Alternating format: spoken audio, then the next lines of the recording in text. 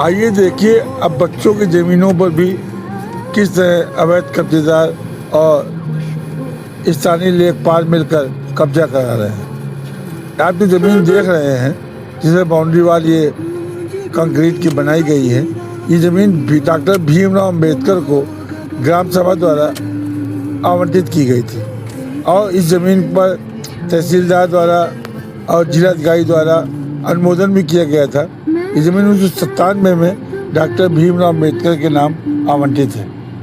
ग्राम सभा का प्रस्ताव भी हुआ, शासन में भी गई और विद्यालय को हाई स्कूल इंटर की मान्यता भी मिल गई। डॉक्टर भीमराव अंबेडकर विद्यालय मुलायम सिंह के शासनकाल में एक योजना के तहत ये ज़मीन आवंटित की गई थी और संस्था को अनुदान भी प्राप्त किया गया, इंटर कॉलेज भी शुरू हो गया।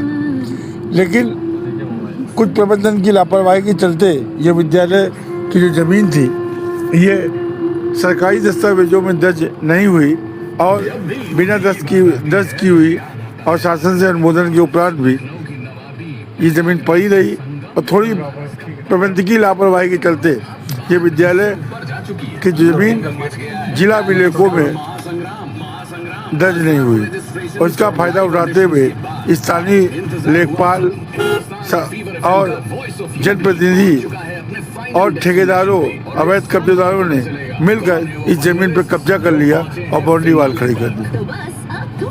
अब वर्तमान प्रबंधन इसके खिलाफ क्या कार्रवाई कर रहा है, इसके लिए तो कोई पुख्ता सूचना नहीं मिली, लेकिन ये बात तय है कि अभिलेखों में ग्राम सभा के प्रस्ताव दिया गया है और लगभग 8000 मीटर ज़मीन विद्यालयों को आवंटित की गई थी। इस ज़मीन पर जहाँ पे अवैध कब्जेदारों ने कब्जा किया है, यह ज़मीन विद्यालय के बच्चों के लिए खेल के लिए उपलब्ध थी, इसीलिए शायद विद्यालय प्रबंधन ने इस ज़मीन पर कोई बाउंड्री वाल नहीं बना रखा था।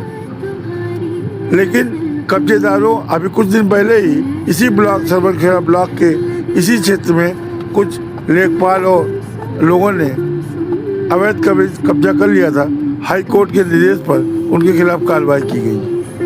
इस विद्यालय की इस बच्चों की ज़मीन पर कब्जे हो गए हैं, बाउंड्री वाल बना लिए गए हैं। अब इस पर कब कार्रवाई होती है ये तो प्रशासन ही बताएगा या संबंधित अधिकारी ही बताएंगे, लेकिन विद्यालय प्रबंधन ने ये बताया कि बाउंड्री वाल उनके द्वारा नहीं बनाया गया है, अवैध कब्जेदारों को बनाया गया है। इसकी सूचना माननीय जिलाधिकारी को और तहसील को दी जा चुकी है कि अवैध कब्जेदारों का कब्जा किया जा रहा, और एक बार नहीं कई बार सूचना दी जा चुकी है कि यह ज़मीन विद्यालय के अभिलेखों में विद्यालय के नाम से स्थानीय अभिलेखों में दर्ज की जाए।